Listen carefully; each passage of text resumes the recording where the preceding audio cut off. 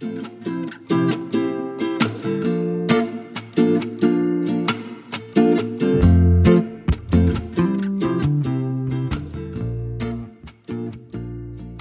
my friends, today we are going to make some abstract backgrounds for our art designs. I always feel like looking at white paper is very daunting, so I like to go ahead and have lots of backgrounds prepared so that I have options when I am in the mood to draw something. Maybe you will find that you will use your sketchbook a little bit more if you do this, because that way you wouldn't have to start from ground zero every time. So we are going to wet the paper uniformly, and I also feel like I have a lot of these ready. I've got options. Okay, so now let's pick, say, 3 or 4 colors. We're going to start with something light. I usually go for a yellow ochre. I feel like that always builds a good neutral base for pretty much any color. And you see I'm just putting it on the page. And like, that's all I'm going to do. Very quick, less is more. Less is always more. All right, I'm going to try to stay with some analogous colors. I don't want to go on the opposite side of the spectrum yet, so I don't want to grab like a blue or a purple. I want to stay in the oranges and the reds for now. It's got a little more color to it, more on the red side and the orange side. Yeah, okay. And I'm just going to let that bleed and see what happens. I might spritz some water on it and see where this moves to. I also feel like my yellow is getting lost over here, so I'm going to insert a bit more yellow before this first layer dries. Ooh, I like that. And then maybe up there. Okay. I added that just to balance it. This is going to bleed up. That's going to bleed down. And I might add something on this side, maybe right in the middle and up here. Okay, we're going to let some stuff settle and move. Okay. Kind of making some of these spots not so abrupt, getting some oranges in here.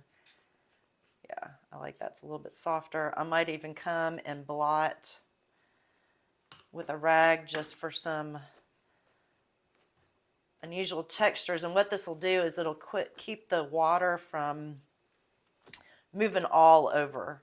It's going to hit that little dry bit of paper and create almost a barrier. But I feel like that creates some cool textures in this that I didn't have before, and it's still going to bleed and run as it dries. I'm lifting off a lot, but that's okay. We can always add more.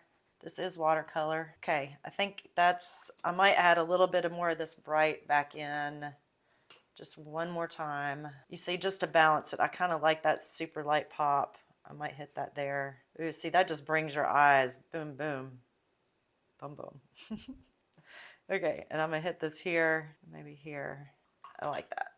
I'm debating whether or not to add a little bit more pop of yellow, and I think I might just right here. I just came in with my wet brush and removed a little bit of it. I find that works well too if you're using just a little tiny area and you don't want to blot with this and remove too much, but I think I like it. Okay, we're going to let this dry. We'll come back and revisit. So here it is. It's all dry.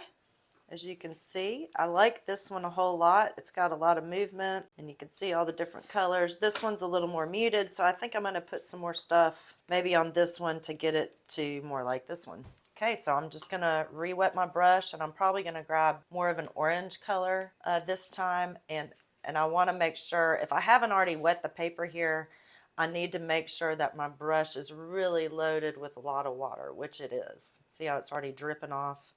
But that way I can get it to move around. Then I might rinse my brush off. Now I've got clear water, right?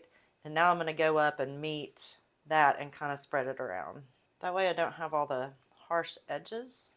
You know, conversely, you could wet the paper and then do what we did at the beginning. Okay. I kind of want to pick up some orange over here now, just because I love a 2-page spread. So see, I'm going to wet that one first. Go get some paint, splotch it in there. I just want to get a little bit. Really like that color. All right, then I'll come back in and blot, blot, blot, blot.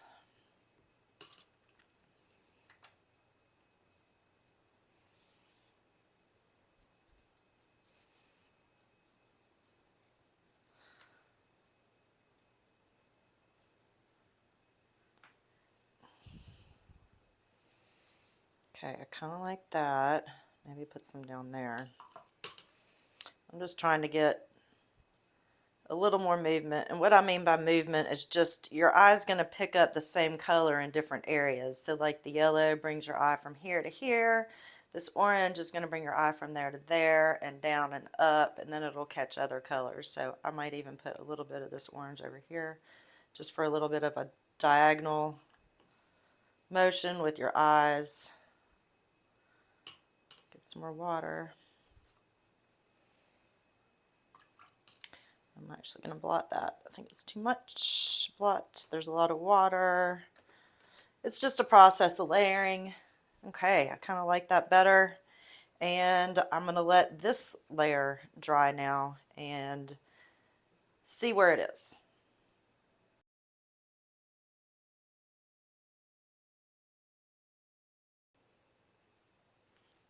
Here's our background all dry. I'm going to take the washi tape off.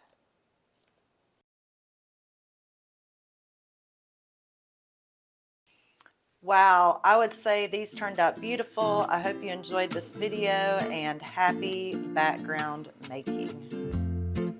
Cheers!